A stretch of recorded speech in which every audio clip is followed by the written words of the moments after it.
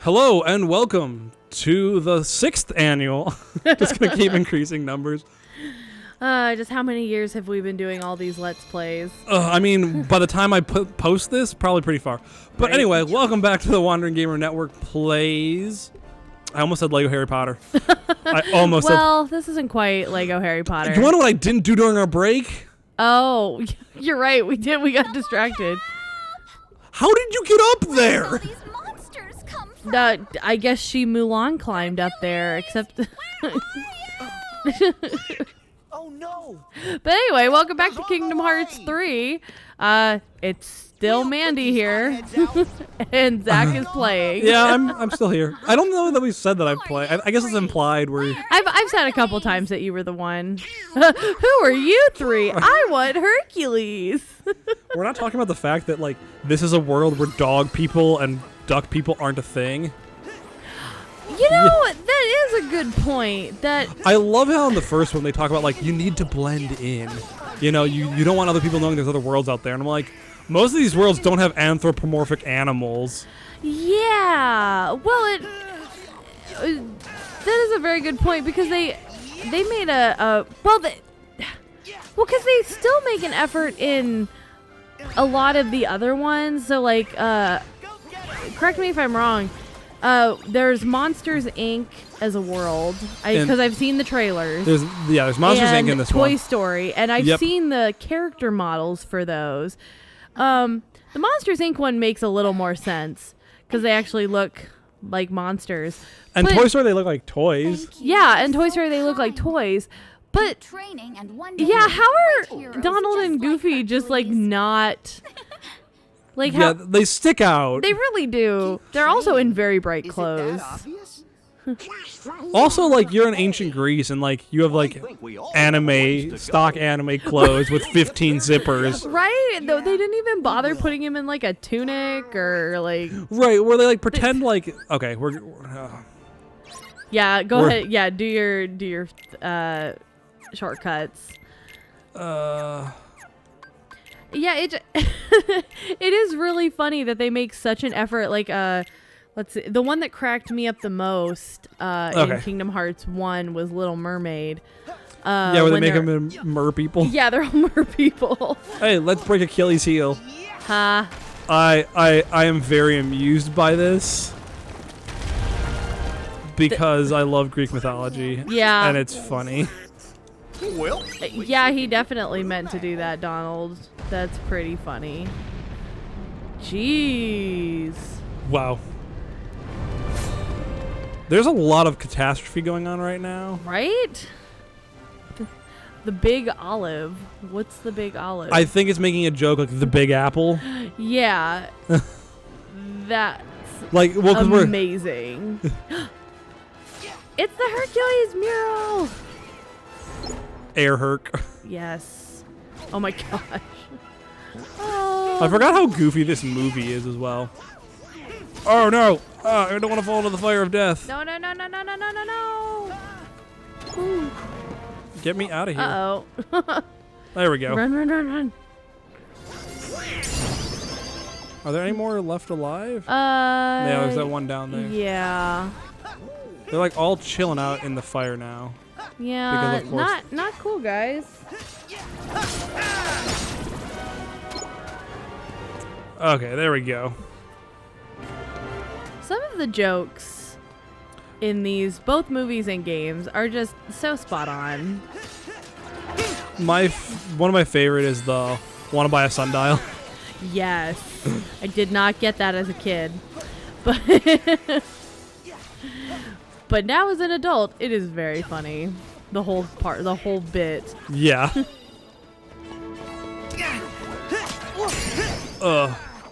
That's another thing. Like, so, Cody and I watch a lot of like movie review shows, especially with things like bad movies. And It's kind of Cody's jam. it is. It's great though. And one of the things that always makes me laugh is how blatant some of the like, well, these are adult jokes in kids movies. Yeah, they don't try to hide it all that often. No, but like, I think that's one of the things that makes me appreciate Disney movies in general. And there have been some non-Disney movies that have gotten better about this. But I definitely appreciate that they're at least just kind of hidden where you don't really get it. Yeah, like it's like as a kid you don't know to question it. Yeah, it's just like, oh, haha, sundials, I guess. If we want to talk about blatant movies that they don't care about, or like movie that's just like blatant with like sexual like stuff in it, Hunchback. Yeah, but I love that movie. I don't know. Here's the thing. I don't have ill will towards Hunchback. Like, I don't think it's bad. The movie that I think is bad is Treasure Planet.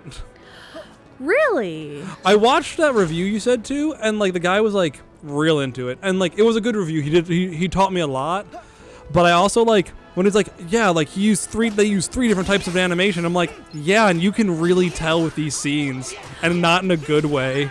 Well, it's kind of the same way with Tarzan. Like, yeah. Like that, I can't remember what they call it. But it's an animation style where you have the CG. But Tarzan, I think, didn't they use it mostly for like the vines? Like, oh the yeah, tree surfing? it was a very short thing, so it was mostly 2D animation. So it was forgettable in Tarzan, where in Treasure Planet they're like, we're gonna do it every step of the way.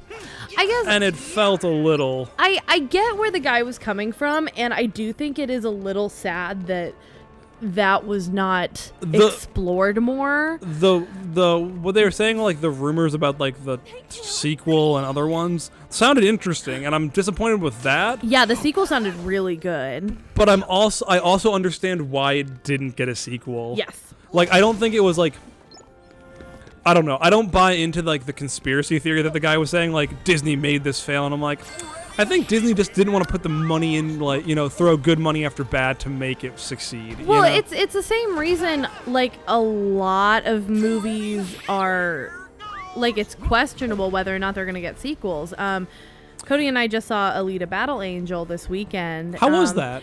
I thought it was really good. I really enjoyed it.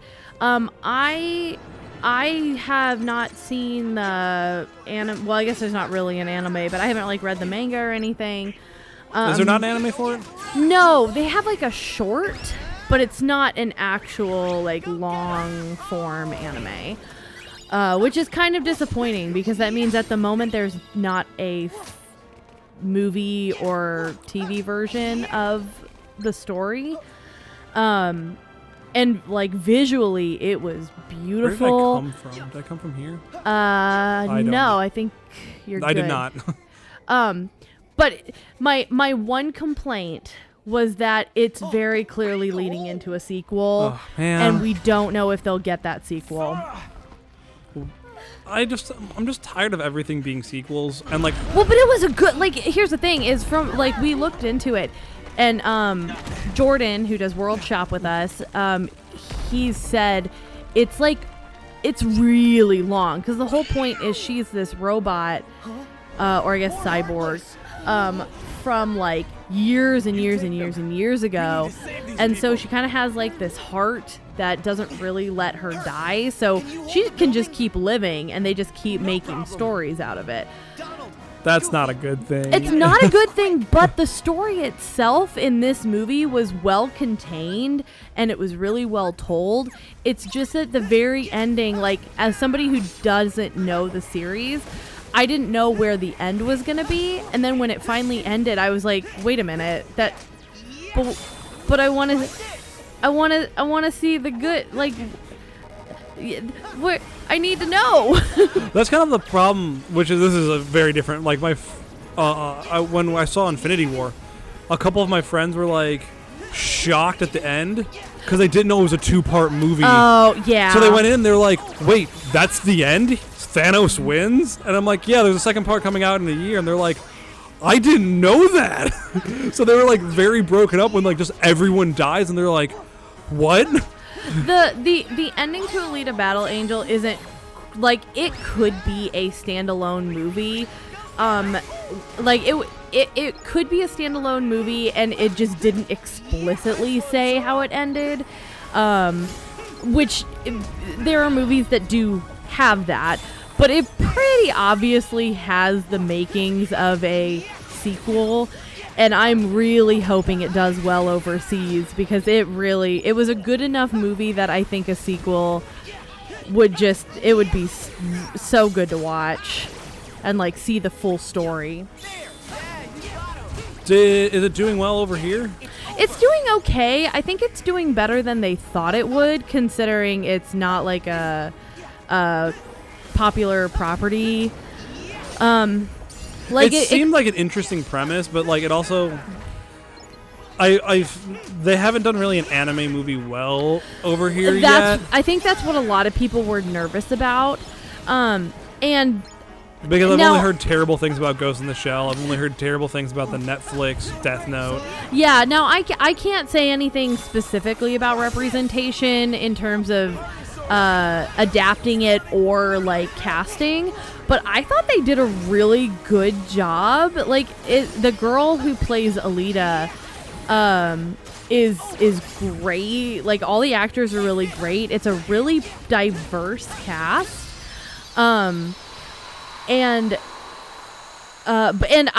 I think, as somebody who doesn't know the storyline, I was following it and I was into it. So that was good. It's also done by Robert Rodriguez. That's the director. He did Spy Kids. Okay. Which.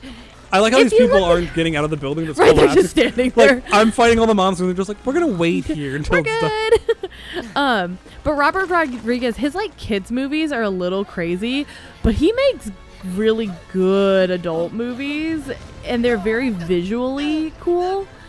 I felt like Spy Kids wasn't crazy. I liked it. Spy Kids got a little crazy. I think. I guess you're right. It was there weird. There were thumb people. You're right.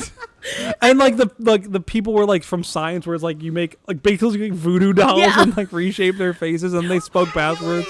Well, and they were still fun to watch. The second one was really good, but I felt like it was way too philosophical for children. Yeah. It was like Jurassic Park meets like Frankenstein.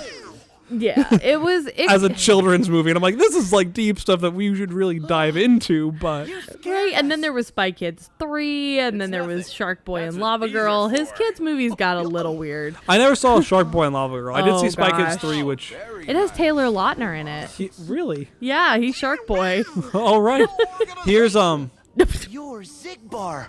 Uh-oh. This is the emo club. Oh. Organization 13. So he's number 2, I believe. So is he a nobody? Not anymore, because you kill all of them, and like you've killed enough heartless, and that like basically you killed their heartless and their nobody, so they can reform into humans. Okay, but he's still he's acting like a bad guy. He's still a bad guy. I mean, they knew what they were doing when they split themselves in half. Oh no. I like his hair though. That's like like the dye job is very interesting. If you were, you'd admire Herc's courage. I don't admire one guy leaping into danger if it means someone else might have to jump in and save him. You're all just lining up to lose out. They definitely have designed him to just be bad guy. You know? Yeah. I mean, yes, hearts are yeah. when they're connected. He's meant to be like the thing of doubt that makes you like makes the hero question, especially him. Where other ones are just like more bad guy. Doesn't mean you should change. Accept the power you I'm kind of neutral, but I'm making you lose your confidence. Well, he is a bad guy, but he, like From you. as if it's like, you know, Because I'm in a robe. it's like in a book, that Caitlin really likes. Like one of the characters, like they capture the bad guy, and there's two guys, and like he starts the bad guy starts monologuing, and then one of the guys just pulls out a gun and shoots him in the head, and they're like, "What the heck? Why did you do that? Like, why were you shooting the crazy guy?" And he's like, "I didn't shoot him because he was crazy. I shot him because he started to make sense." And I'm like, I also really like that he just shows up to and monologue. walks away. It's like the same as Maleficent. Like they keep just like popping in, like, we need to monologue. We'll show him that our sacrifices. So wait, does this? I just realized we didn't ever drive the gummy ship. Do we? Do we have to drive in this game? I don't or know. I'm kind of hoping not because it's always my least favorite part of the game. Right? It kind of never meshed. It's always like this like weird minigame thing that just slows, like pads the game. And I'm like, can we just be done? And there are times where you mess up and then you're like, crap, I have to do it all over again. And it's like a 5-minute thing that you can't speed up. And I'm like, oh, this is not the fun part of the game. And they keep adding it into each game. And I'm like, stop it. Nobody likes this.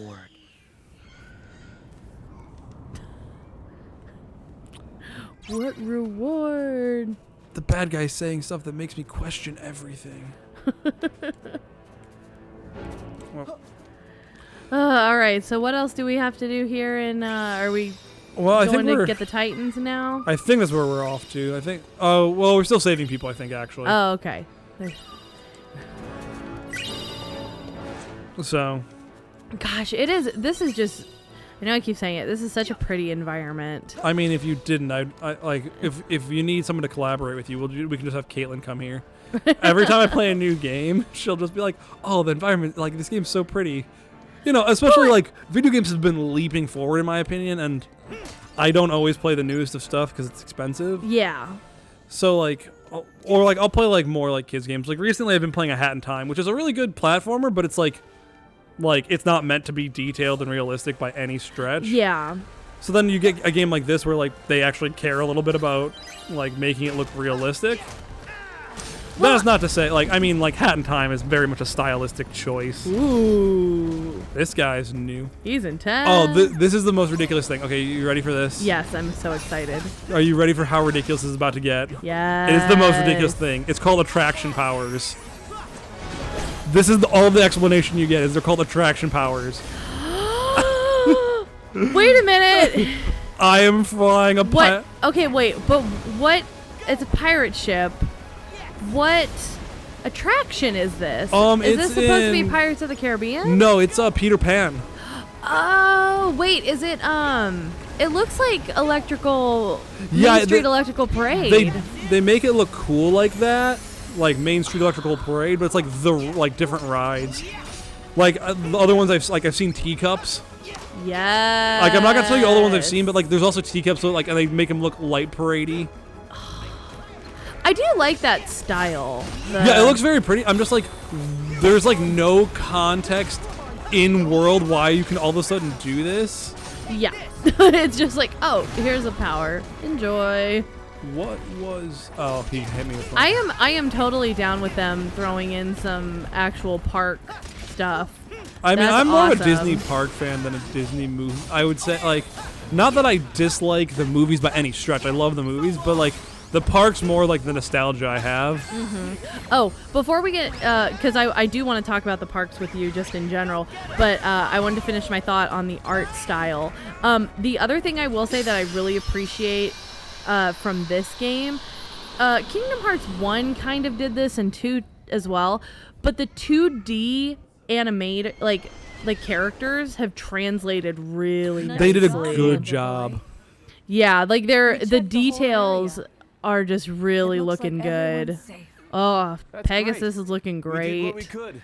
Yeah, they did a good job. Like they look. If Phil still looks a little off, but Well, I think it's because he's just like not talking. yeah. Like if he said something, but he's just like mute. But look at Meg and Hercules. Oh, like that is a good 3D rendering of a 2D character. I think they did well, and like the first one, like it's like not nearly as good, obviously. But I think like for the time, even though like they did a good job of translating them. Oh, absolutely. It's just nice to see it all like really pretty and looking real good.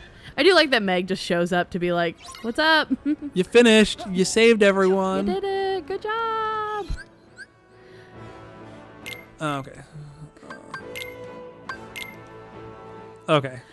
We're still going. Okay, I wasn't sure. So, okay, but yes, I forgot to start the timer, but my timer's at like 11 minutes, so we got some time. We can go, and we can pause wherever, and Yeah, no, I wasn't sure. But okay, yeah, but you said that the parks were more of your nostalgia. Yeah, specifically Disney World.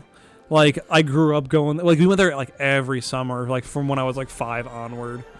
So like I'm like more nostalgic towards those in some ways. Mm-hmm. Well, because like it like had that like family tradition of going down there at a certain point, or like yearly tradition, like we're gonna go to Disney World. Oh, definitely. Yeah, we always got. It's so sad for me that they don't have these as physical DVDs anymore. But we always got the like what's going on in the park vacation planning DVDs. Oh yeah, though. Oh. Or like, and like before we like for like the first little bit, like I'd read through like the burn bombs guides or like look through the pictures, like I want to do this, you know, like before I was old enough to realize like we're gonna do everything. Yeah, we never did, or we didn't go yearly, because it just wasn't. I mean, it just wasn't in the plan for us at the time. Yeah, well, we vacationed like nowhere else, so like the amount of places I've been is not great. You know, like. I've been to Yellowstone, I've been to Hershey Park and some stuff in like Pennsylvania where we're on. Hershey Park's fun. We've been Yeah, there. I've been to Cedar Point and I've been to Disney World. Have you ever been to Disneyland? Yes. Okay. A couple times. 3 or 4 times? Okay. I went during college a couple times. Gotcha. It's so weird. So so Disney World was the one that that's the one that we went to if we were vacationing. Which we did. I would say we did it every 3 to 4 years was kind of our range of when we would go, and we also had weird timing because we had to wait for Stephanie and my younger sister and my brother to be at a good age where they would, because it's hard to take babies. It's harder to take babies. Oh my gosh. When you're. We went. My family now lives down in that area. Yeah. So like, in Orlando-ish. So like we took Rowan to the parks because like they wanted to go and like they were willing to get us like tickets in. So I'm like, okay, you know, like we can go and like spend a day or two there. Yeah. Disney is not a family-friendly park if you have babies. They're family-friendly if you're at the age where you can spend money or want things. Well, and my thought is Disneyland is actually better for babies, but the reason I say that is because Disneyland has its demographic of people who go there are annual pass holders. He dried off, but like look at this. I though. saw that. Like how he was wet from like fighting in the water. I'm like, that's so cool. I did see that. That was really awesome. Sorry. But you know what I mean? Like annual pass holders, they'll go for 2 hours and be perfectly fine because they just wanted to do like 2 things. Right. So taking if you are somebody who lives in the area of either, you know, Disney World or Disneyland and have that opportunity, I feel like that makes a lot more sense. Yeah. And well, I know Disney World has like a lot more like annual pass holders from like around the world. Yeah. Like it's more of like a world stop. Yeah. But like it just surprised me, like, you know, like Disney always saying like we're family friendly, like we have ride swap, we have all this stuff to help you. Like rider swap, I couldn't stay in the line with Caitlin. Well, and okay, so Rowan was about 3 months when you guys went. Yeah, roughly 3 months. And I've seen I follow a couple family vloggers that I really enjoy, and some of them are big Disney fans that go like every other year. And she took her 1-year-old to show that you can enjoy Disney at any age. And she was kind of eating her words a little bit, where she was like, oh, it was so stressful, and, you know, the baby's freaking out. And I'm like, yeah. I will say that Rowan was super. Well, he was also at the age where he was still super chill. You know, he's like sleeping all the time. Where like he slept through most of it, and I'm completely fine with that. You know. Oh yeah. It's whatever. Well, and but like you gotta have a lot, in my opinion, personally. And to be fair, I've never taken a baby there, but you have to have a lot of patience to deal with. Well, and like it helped because my parents lived there, so they could watch him. Yeah. Like so they didn't mind like me and Caitlin sitting in line for an hour to just watch him. Yeah. I think we'll stop here though because we're probably hitting close to our mark for our 20 minutes. Sure, so. that sounds good.